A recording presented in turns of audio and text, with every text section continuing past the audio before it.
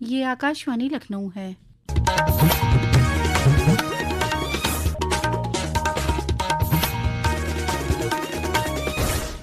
अब आप शाइस्ता बानो से इलाकाई खबरें सुनिए। वज़ीर आज़म नरेंद्र मोदी ने आज वीडियो कॉन्फ्रेंसिंग के तवस्सुत से ज़राअत और देही तब्दीली पर पोस्ट बजट वेबिनार को खिताब किया।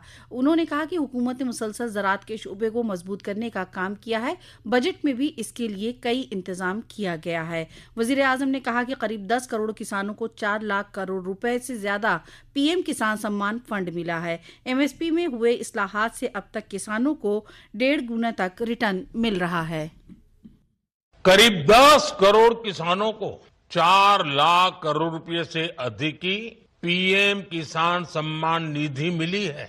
एमएसपी में हुए रिफॉर्म से अब किसानों को 1.5 गुना तक रिटर्न मिल रहा है। इंस्टीट्यूशनल क्रेडिट कवरेज 75% से अधिक हो चुका है।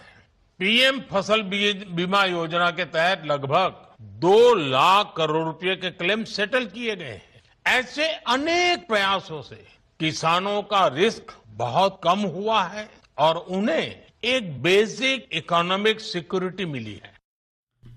वज़ीर आज़म नरेंद्र मोदी ने कल नई दिल्ली में रायसीना डायलॉग के 11वें एडिशन का इफ्तिताह किया। इस मौके पर फिनलैंड के सदर अलेक्जेंडर स्तूप ने कहा कि तरक्की याफ्ता मुल्क ये तय करेंगे कि मुस्तकबिल में आलमी इंतजाम कैसा होगा।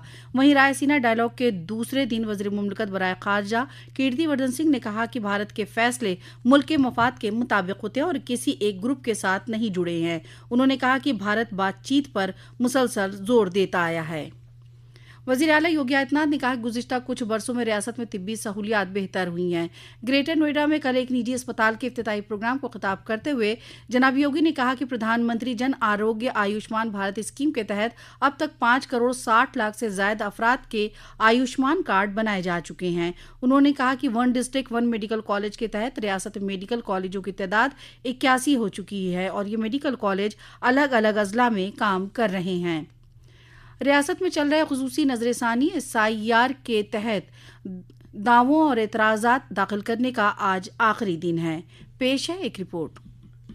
राज्य निर्वाचन आयोग के अनुसार जिन मतदाताओं का नाम आलेख्य मतदाता सूची में नहीं है वह आवश्यक साक्ष्य सहित फॉर्म 6 भरकर आज आखिरी दिन भी अपने BLO को उपलब्ध करा सकते हैं, जिससे उनका नाम अंतिम मतदाता सूची में सम्मिलित हो सके। मुख्य निर्वाचन अधिकारी नवदीप रिड़वा ने बताया है कि इस बार विशेष गहन पुनरीक्षण के दौरान बने हुए मतदाताओं का रिकॉर्ड आगामी विशेष गहन पुनरीक्षण तक सुरक्षित रखा जाएगा। उन्होंने मतदाताओं से आग्रह किया है कि यदि किसी का वोट एक से अधिक स्थान पर है तो फॉर्म 7 भरकर स्वेच्छा से अन्य स्थानों से अपना नाम कटवा लें, क्योंकि यह एक दंडनीय अपराध है। समाचार कक्ष से रितेश। देही तरक्यात की वजारत माई भारत के इश्तराक से आज पूरे मुल्क में एक डिजिटल मुहिम का आगाज कर रही है, जिसका उन्वान है विकसित भारत जी राम जी यूथ डिजिटल मुहिम। इसका मकसद विकसित भारत देही रोजगार और रोजी रोटी मिशन देही एक्ट 2025 के बारे में बड़े पैमाने पर अवामी बेदारी को यकीनी बनाना है। इस मुहिम में नौजवानों को मरकजी हैसियत हासिल रहेगी और उन्हें मुख्तलिफ सरगर्मियों के जरिए से वाबस्ता किया जाएगा, जिसमें क्विज, वीडियो चैलेंज और तख्लीकी मुकाबले वगैरह शामिल होंगे। इस तरह ये मुल्क गिर डिजिटल अवामी तहरीक की शक्ल इख्तियार करेगी। शुमाली भारत का मशहूर पूर्णागिरी देवा मेला शुरू हो चुका। मुख्तलिफ रियासतों के अकीदतमंद इस मेले में आते हैं। उत्तराखंड में चंपावत जिले के टनकपुर में लगने वाले इस मेले के लिए पीलीभीत में भी वसी तैयारियां की गई हैं। पीलीभीत से रियासती ट्रांसपोर्ट कॉरपोरेशन की 10 नई बसें चलाई गई हैं, जबकि आज से शुमाल मशरक़ी रेलवे की जानिब से 2 नई मेला स्पेशल ट्रेनों को चलाया जा रहा है।